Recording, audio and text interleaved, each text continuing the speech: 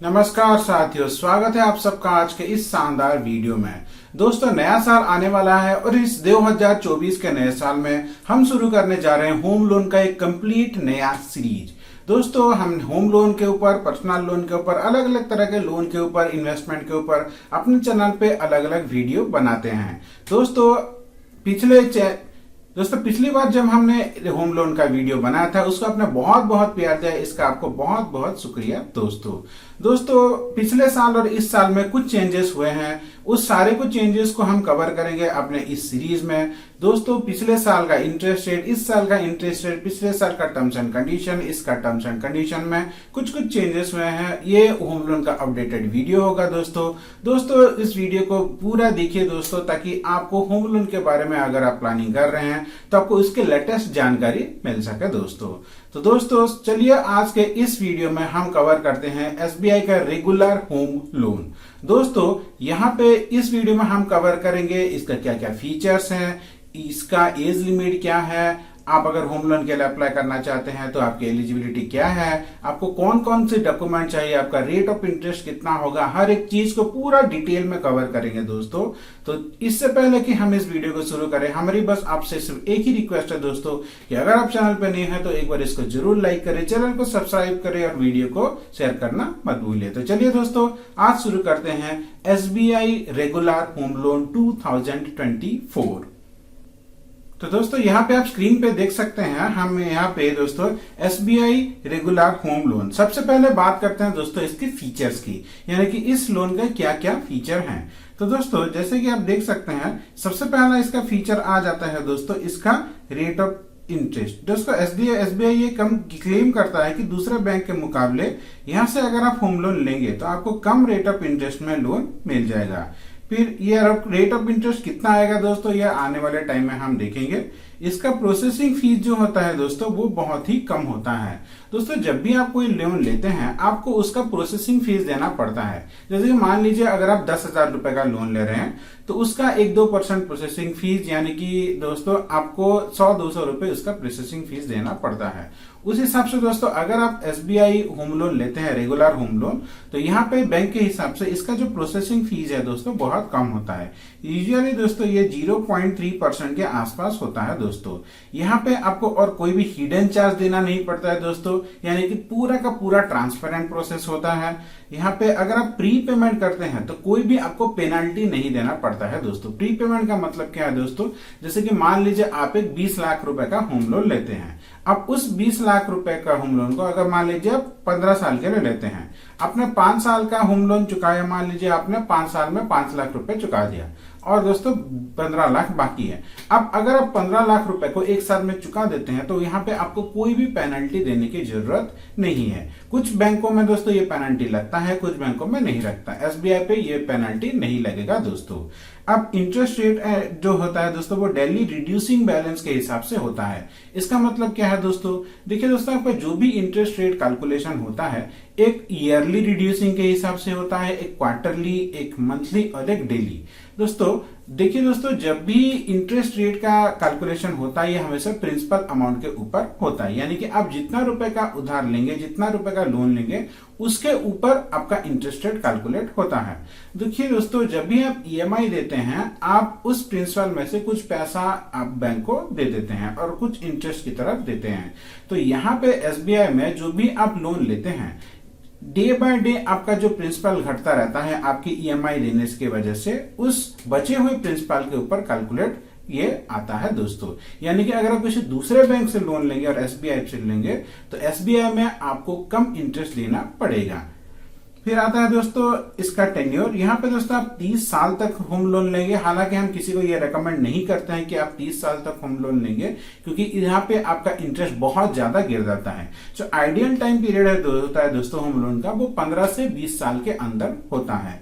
आप जितना कम टाइम के लिए होम लोन लेंगे उतना ही दोस्तों आपको कम इंटरेस्ट बैंक को देना पड़ता है। फिर आता है दोस्तों यहाँ पे आपको ओवरड्राफ्ट का भी फैसिलिटी मिल जाता है। अब आता है दोस्तों जो अगर आप किसी विमेन के नाम पे लोन लेते हैं, किसी महिला के नाम पे, जैसे कि मान लीजिए आप अपने वाइफ के नाम पे लोन ले रहे हैं, तो वहां पे आपको 0.5% तक का कंसेशन मिल जाता है दोस्तों ये जो 0.5% ये देखने में बहुत कम लग रहा होगा, पर इसका वैल्यू अगर आप कैलकुलेट करेंगे तो आप चौंक जाएंगे दोस्तों। हम लोग आपको एक छोटा सा एग्जाम्पल से दिखाते हैं। ये जैसे आप यहाँ पे देख सकते हैं दोस्तों, ये है हमारा होम लोन का एक्सेल शीट। अगर यहाँ पे लोन अमाउंट पे मान लीजिए आपको 20 लाख रुपए का लोन चाहिए दोस्तों, तो हमने लोन अमाउंट पे 20 लाख रुपए डाल दिया।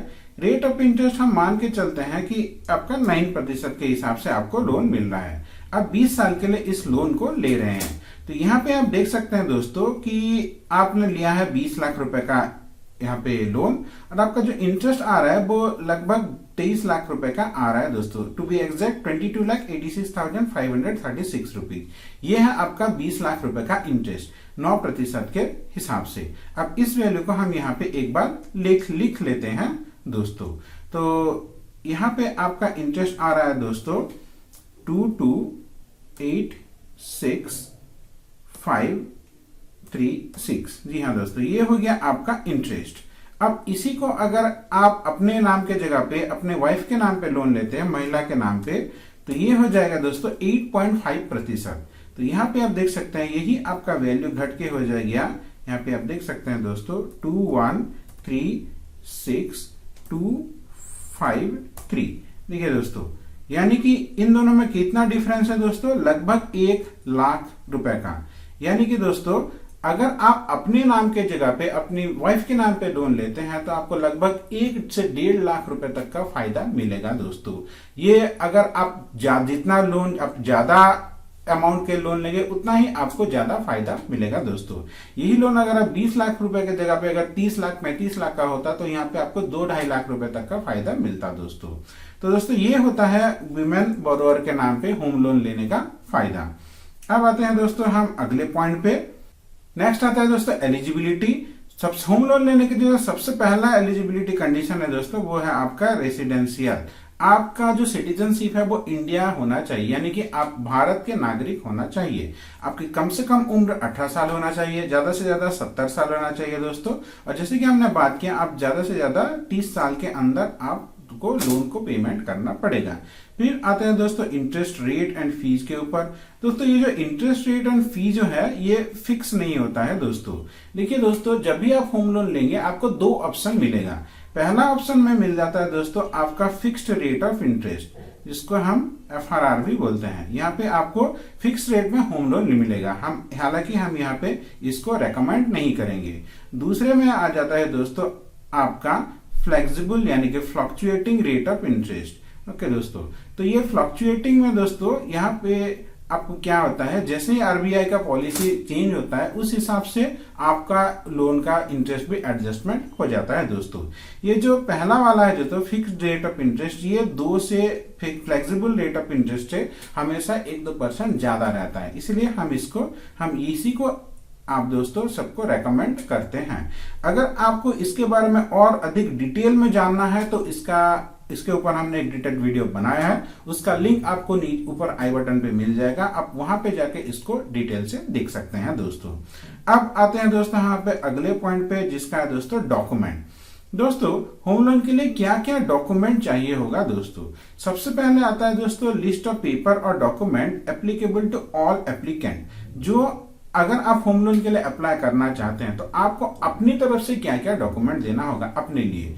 सबसे पहले होगा दोस्तों एम्प्लॉयर ID कार्ड। अगर आप कहीं पे जॉब करते हैं तो आपको कुछ एक ID कार्ड मिला होगा, उस ID कार्ड का एक जेरॉक्स कॉपी जहां पे आपका सिग्नेचर होना चाहिए।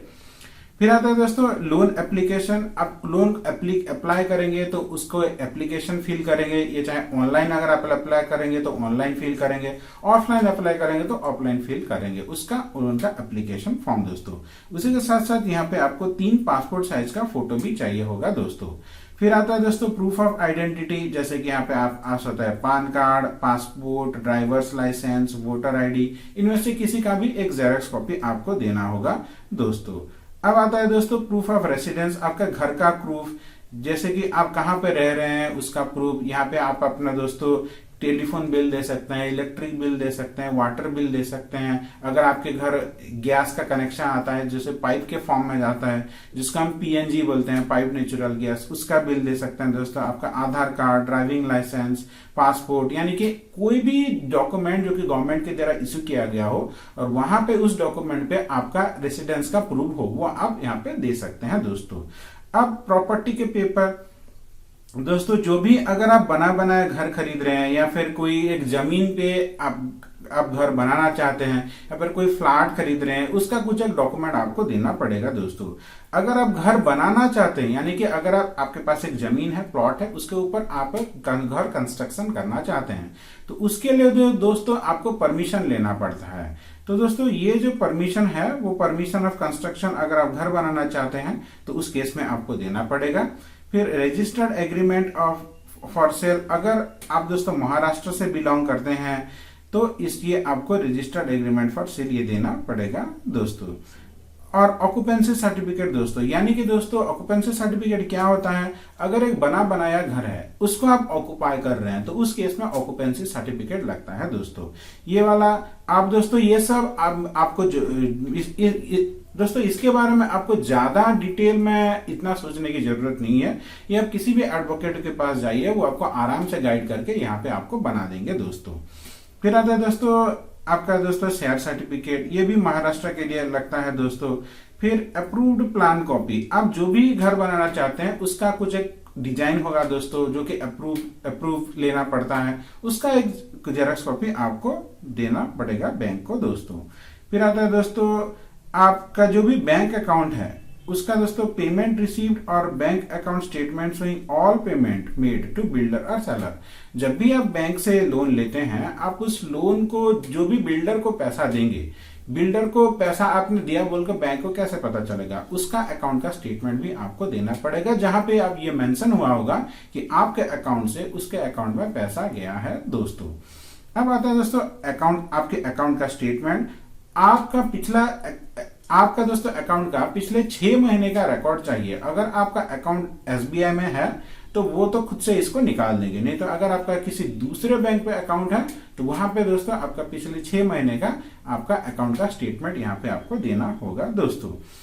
फिर if any previous loan from other bank और lender then loan account statement for last 1 year, अगर आपका जिस डेट पे आप लोन के लिए अप्लाई कर रहे हैं उस डेट से लेकर पिछले 1 साल के अंदर अगर आपने कोई दूसरा लोन लिया है तो उसका ब्यौरा भी आपको यहाँ पे देना पड़ेगा बैंक को।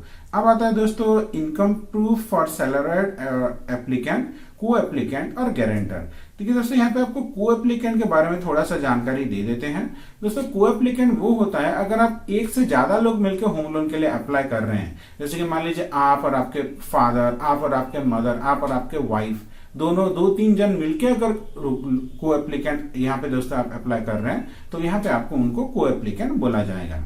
फिर उनका भी अगर आप कोई गारंटर रख रहे हैं तो जैसे कि आपको पता है कि होम लोन जो है वो एक सिक्योर्ड लोन होता है, यहाँ पे आपको कुछ इतना कुछ सिक्योरिटी डिपॉजिट करनी पड़ती है, तो उस केस में दोस्तों उनको उसको गारंटर बोलेंगे दोस्तों। हाँ, तो दोस्तों सैलरी स्लिप देना पड़ेगा पिछले 3 महीने का दोस्तों। पिछले 2 साल का आपको आईटीआर फाइल का, जो भी आपने आईटीआर फाइल होगा पिछले 2 साल का आपको देना पड़ेगा, नहीं तो फॉर्म 16 भी आप इसको दे सकते हैं दोस्तों।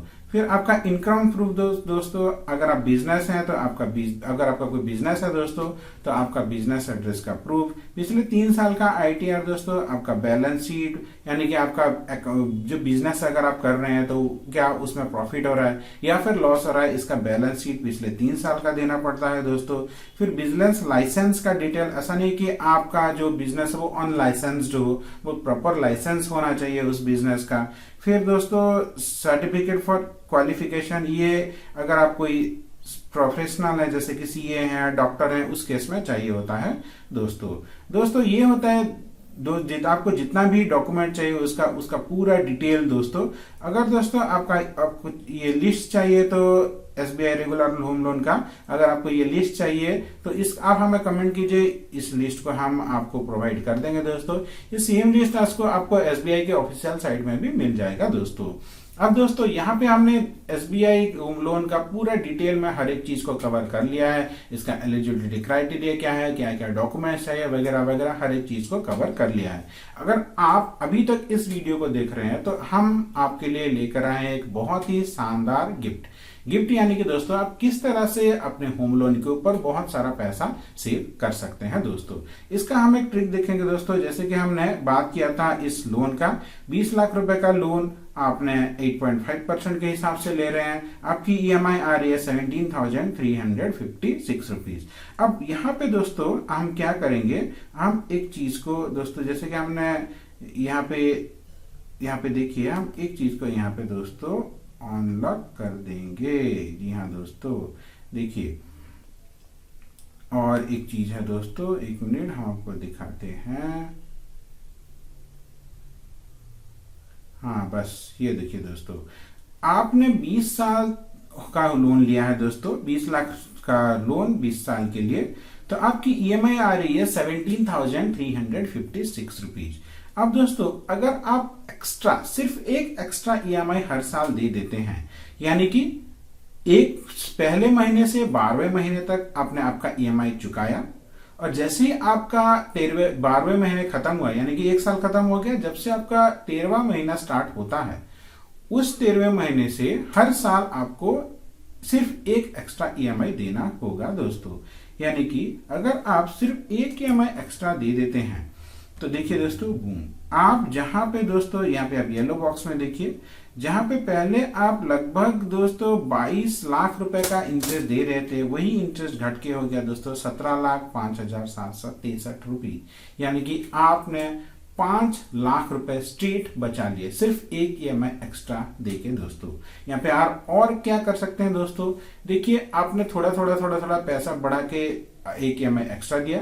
उसी के साथ साथ दोस्तों अगर आप और एक चीज करते हैं, जैसे कि आप कहीं पे जॉब कर रहे हैं, तो आपका कुछ ना कुछ उस जॉब से जो दोस्तों कुछ ना कुछ इंक्रीमेंट होगा हर साल। जैसे कि मान लीजिए इस साल आपकी सैलरी 20,000 है, तो नेक्स्ट ईयर वो 22-23,000 होगा। उस हिसाब से दोस्तों अगर मान लीजिए आपकी सैलरी 50,000 के आसपास है, तो नेक्स्ट ईयर आपकी सैलरी बढ़ के 55,000, उसके बाद ये बढ़ के लगभग 62-63,000 इस तरह से इंक्रीमेंट होगा।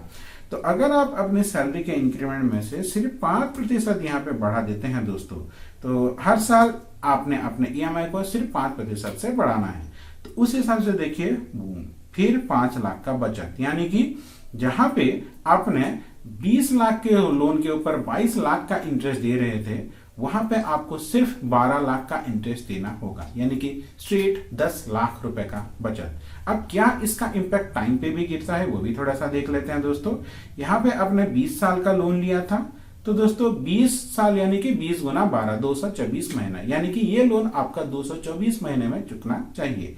तो क्या हमने तो यहाँ पे देख लिया कि इसके ऊपर हमने 10 लाख का सेव करना है, क्या टाइम के ऊपर इसका कुछ इम्पैक्ट गिरेगा? इसके लिए दोस्तों हम नीचे जाते हैं, हमें ढूंढ रहे हैं नेगेटिव का वैल्यू, आ गया, देखिए दोस्तों ये आ गया नेगेटिव, यानी कि जहां ये आपका मंथ हो गया 135, यानी कि जो लोन को आप पिछले 240 महीने में चुका रहे थे, अब उसको 100 महीने पहले 135वां महीने में चुका रहे हैं, और उसी के साथ साथ 10 लाख रुपए का सेव कर रहे हैं दोस्तों। ये आइडिया कैसा लगा दोस्तों?